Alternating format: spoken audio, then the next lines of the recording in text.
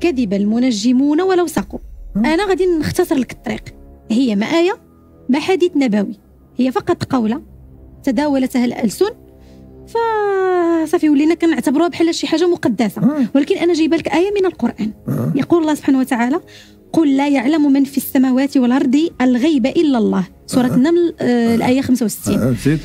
إذا كيف لبشر أن يعلم الغيب والله سبحانه وتعالى الآية واضحة: لا يعلم الغيب إلا الله. الغيب اللي عند الله سبحانه وتعالى هو الغيب المطلق. اوكي. واللي عند عباده هو الغيب الجزئي ماشي المطلق، يعني الجزئي. دابا مثلا نقدروا نقولوا مثلا لا يفلح الساحر من حيث اتى الا باذن ربك، صح؟ يعني واخا الساحر يبغي يدير شي حاجه باش يسحر واحد اخر، الا بغى الله، الا ما بغاش الله راه واخا تقيل دير. اوكي. انت كانسان وكباحث، ماشي كواحد عادي جالس في الدار ولا لا، كانسان وكباحث، بمعنى انك انت الانسان في حد ذاته هو جزء من الله سبحانه وتعالى، لان الله خلق ادم ونفخ له في الروح ديالو من الروح الالهيه، بمعنى انت راك جزء من الله. قد تفكر، قد يكون عندك واحد الجزء، قد يمد لك الله سبحانه وتعالى يعطيك واحد القدره اللي ما عطاهاش الناس عندهم واحد اخرين، وهذا بالامر ديال الله سبحانه وتعالى انت ما غاديش تقدر تدخل فيه. اوكي.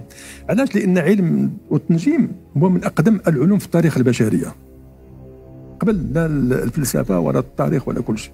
ومن اقدم العلوم، من اقدم العلوم يعني البشريه. وكانوا الناس مثلا ملي تيكونوا غاديين في السفن، ما كانش ساعه لا لي ماشين ولا الالكترون ولا والو، باش كنتو كيمشيو بالنجوم.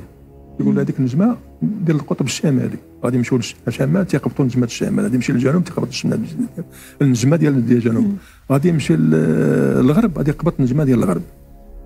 اوكي. وتيتموا غاديين، بمعنى النجوم مسخره لكم ديالكم هذا، وفيها حسابات وفيها كذا وفيها كذا، والكواكب حتى هي مسخره لكم، والشمس مسخره لكم وكل شيء. مثلا دابا مثلا الشمس بعيده منا ب 150 مليون كيلومتر باش هي بعيده على الارض، وتتحسي بها، تتحسي بالحراره ديالها اكيد. اوكي. اذا حتى الكواكب الاخرى حتى هي عندها نفس المشكل يعني نفس التاثير، غير ربما تاثير الشمس لانه هي عندها حراره يعني مادي، فالاخرين عندها روحاني. اوكي. واخا.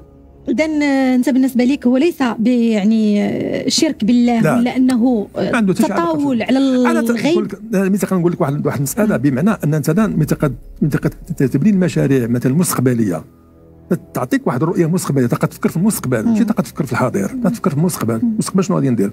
حتى يوسف عليه السلام، يوسف ملي مشى بلا ما نحكيو لك القصه كامله، ملي الاخر حلم مثلا الرؤيه ديالو، شاف ان مثلا 7 سنابل، سبعه مثلا 7 سنابل امره و7 الاخرى يابسه. اوكي.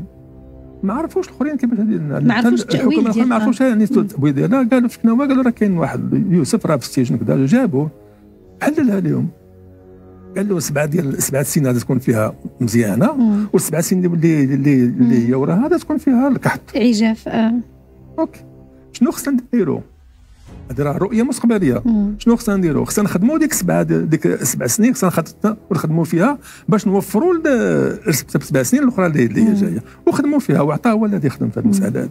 وكانت هذه رؤيه، هذه رؤيه مستقبليه.